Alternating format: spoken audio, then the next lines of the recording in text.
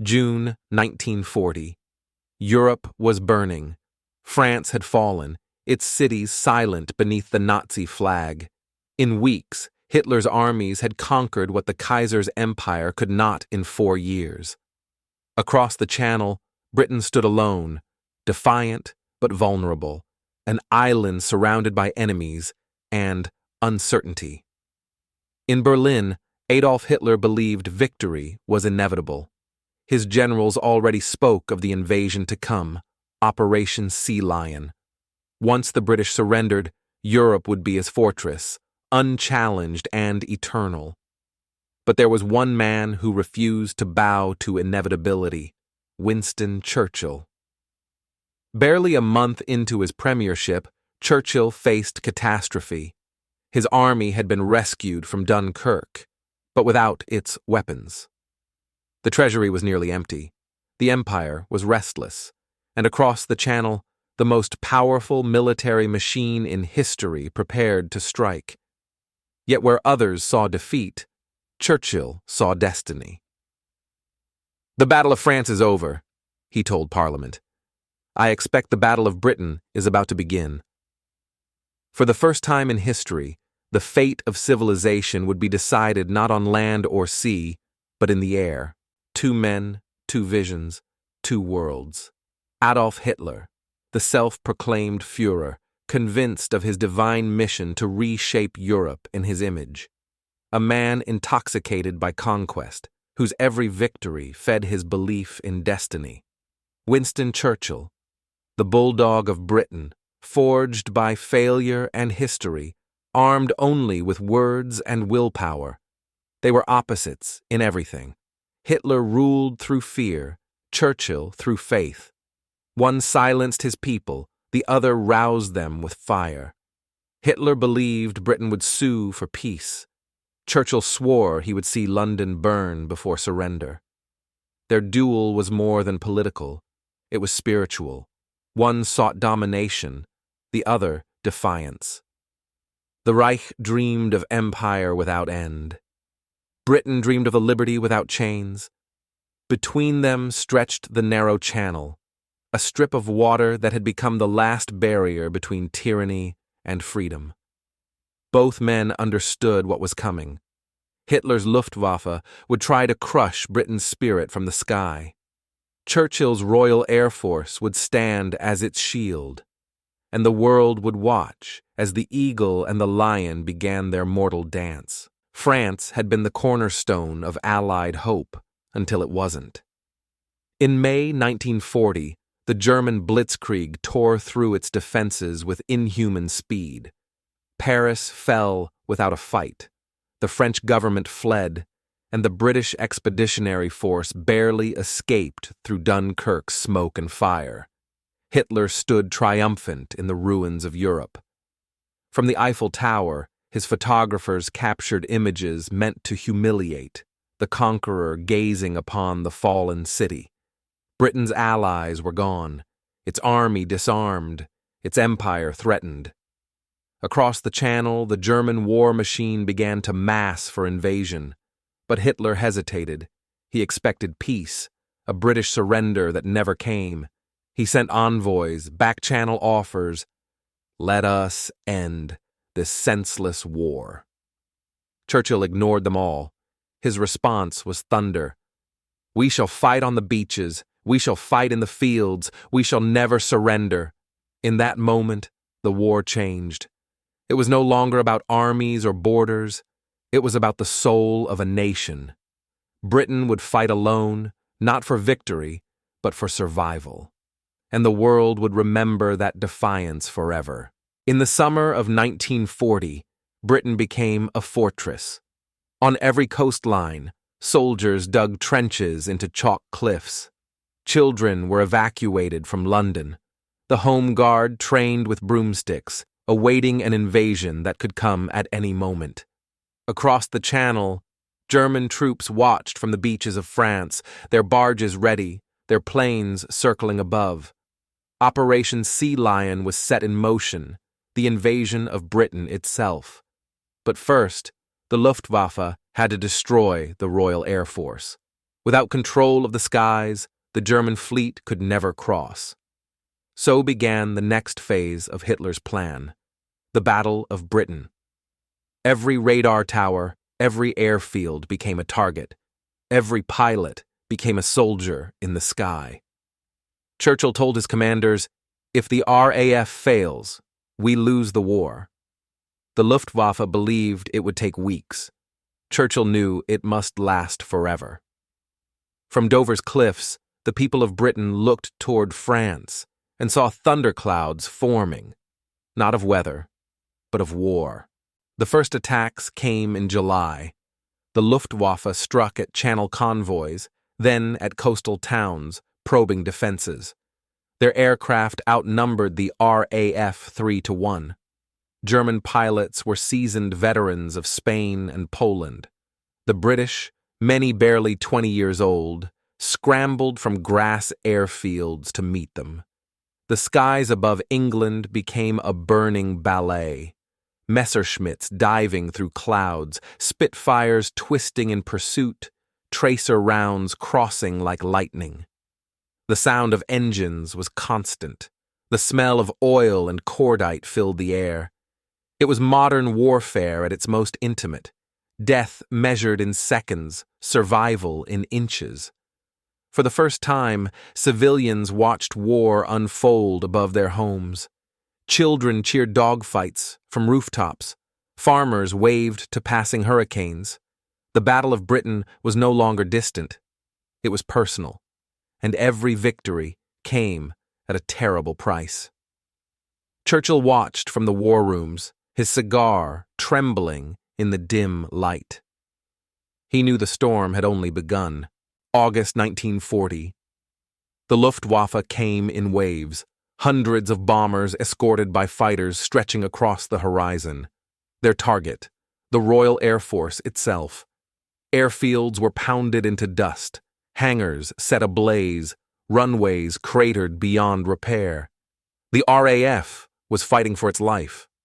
Pilots, exhausted and outnumbered, flew 4, 5, sometimes 6 sorties a day. Sleep was a luxury. Meals were eaten standing beside aircraft still hot from combat. Mechanics patched bullet-riddled Spitfires in minutes, sending them back up before the next raid. Every man knew, if they failed, the war was lost. But they didn't fail.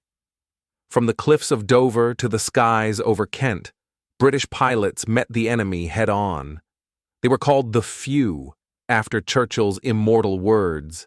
Never in the field of human conflict was so much owed by so many to so few. Young men from Britain, Canada, Poland, Czechoslovakia, and New Zealand fought side by side. In the skies of southern England, the world's freedom was defended by barely 3,000 souls. They were all that stood between civilization and darkness. By September, Hitler grew impatient. The invasion fleet waited in French harbors, but the RAF still lived. So he changed tactics: destroy London, break Britain's will. On September 7th, the sirens wailed across the capital. Hundreds of bombers filled the sky. A storm of fire and steel descending on the city. Warehouses along the Thames exploded. The docks burned for days. The sky glowed orange through the night, reflected in the river like a second sun. Firemen battled infernos with bare hands. Families huddled in underground stations, singing through the thunder of explosions above. When dawn came, London was in ruins, but it still stood. Churchill toured the wreckage the next morning. Dust and smoke clung to his coat. A little girl handed him a flower through the rubble. He looked around and whispered, "They are stronger than he knows." The Blitz had begun, and Britain's endurance was about to be tested beyond imagination. For 57 nights, the bombers came without pause. The Blitz turned the heart of London into a landscape of ruin, cathedrals scorched, bridges broken, homes reduced to ash. Yet amid the chaos, the city refused to die. The people adapted. They slept in the underground beneath posters that read, "Courage is our armor." Volunteer wardens patrolled blacked-out streets, shouting warnings through gas masks. Even in the flames, order survived. Milkmen delivered bottles through shattered streets. Buses ran through the smoke. St. Paul's Cathedral became the symbol of defiance, rising unbroken through a sea of fire. Photographs of its dome amid the smoke were sent around the world. America watched, the free world listened, and Hitler realized something he had never faced before: a people who would not break. At the height of destruction, Churchill wrote in his diary, "We can take it." And Britain did. As the Blitz raged, both leaders sought advantage. Hitler believed terror would force surrender. Churchill believed terror would forge resolve. In Berlin, the Führer ranted at his generals. The RAF refused to die. The invasion delayed again and again. In London, Churchill plotted in the war rooms, chain-smoking through sleepless nights, dictating speeches that would echo through eternity. He ordered new tactics. Strike back. Bomber Command took to the night skies, raiding German cities: Hamburg, Berlin, Cologne. The message was clear. Britain would not only endure, it would retaliate. Meanwhile, in the air, the RAF adapted. Radar stations repaired, pilots rotated, aircraft production accelerated. Hitler had underestimated the power of technology and the will of free men to master it. The Battle of Britain was no longer just about planes. It was about ideology. Order versus freedom. Submission versus spirit. And by autumn, the tide was beginning to shift. October 1940. The air war reached its breaking point. The Luftwaffe, drained and desperate, launched one final massive assault, thousands of aircraft against Britain's last strength. But this time, the defenders were ready. Radar stations tracked every formation. Controllers directed squadrons with precision born of pain and practice. Spitfires climbed into sunlight, diving through clouds to strike the bombers before they reached their targets. One by one, the invaders fell in flames. By dusk, 60 German aircraft lay scattered across the channel. For the first time, the Luftwaffe had lost more than it had destroyed. The invasion was postponed, indefinitely. Operation Sea Lion was dead. In Berlin, Hitler raged. In London, the bells of St. Paul's rang for the first time in months. The island had survived. The Battle of Britain was over. And for the first time in history, tyranny had been stopped not by armies, but by courage in the clouds. When the final air raids faded, silence fell over Britain. Not peace, but exhaustion. London was a skeleton of stone and smoke. Entire neighborhoods had vanished, replaced by rubble and memories. The smell of ash lingered for months, but amid the ruins, life returned. Children played in cratered streets. Shopkeepers opened stalls beside collapsed walls. The people had learned to live with the war, to laugh beneath the sirens and rebuild beneath the bombs. They called it the Blitz spirit. But Churchill knew better. It was the soul of the nation, unbroken and reborn in fire. In Berlin, Hitler turned his gaze east, toward the Soviet Union. He had failed to break Britain. His Luftwaffe, once the symbol of unstoppable power, had been humbled by an island smaller than Germany itself. And for the first time, the Reich had tasted defeat. Britain stood alone still, but it stood unbowed.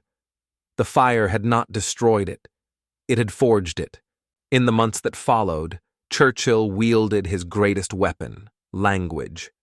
His speeches became the nation's armor, his words more powerful than bombs. From the BBC microphones, his voice rolled like thunder across Europe. This was their finest hour. In homes and shelters, people huddled around radios, drawing strength from that voice. He spoke not as a politician, but as a soldier of spirit. Every syllable was defiance, every phrase a promise. Britain would never kneel. In Germany, Hitler's speeches echoed with rage, thunderous, commanding, yet hollow. He promised his people easy victory, but his eyes betrayed fear. The Reich's propaganda machine roared, but the spell was fading. The world had seen the contrast between tyranny and truth, fear and freedom. And so began a new kind of war, not of bombs or bullets, but of ideas. The war of morale, of belief, of endurance. And in that invisible battlefield, Churchill was undefeated. The Battle of Britain was more than a national struggle. It was a global turning point. From Washington to Cairo, the world had watched the island stand against the storm. When London burned but did not fall, America began to hope. President Roosevelt called it the torch of civilization still burning. Foreign correspondents sent images of British resilience across oceans, children waving flags beside ruins, firemen smiling through smoke, pilots resting in sunlight after dogfights. To millions, it was proof that Hitler could be resisted. And in the United States, hearts began to shift. The Lend-Lease Act soon followed, sending food, ships, and planes across the Atlantic, the first true alliance between two great democracies. Churchill later said, "We did not win the war alone, but we kept the war from being lost." The Battle of Britain had saved more than a country. It had saved the world's belief in freedom, but victory came at a cost. The Luftwaffe, though bloodied, was not destroyed. Thousands of civilians lay buried beneath London streets, and the threat of invasion lingered like smoke. The skies remained dangerous, the nights restless. Every dawn could bring the sirens again.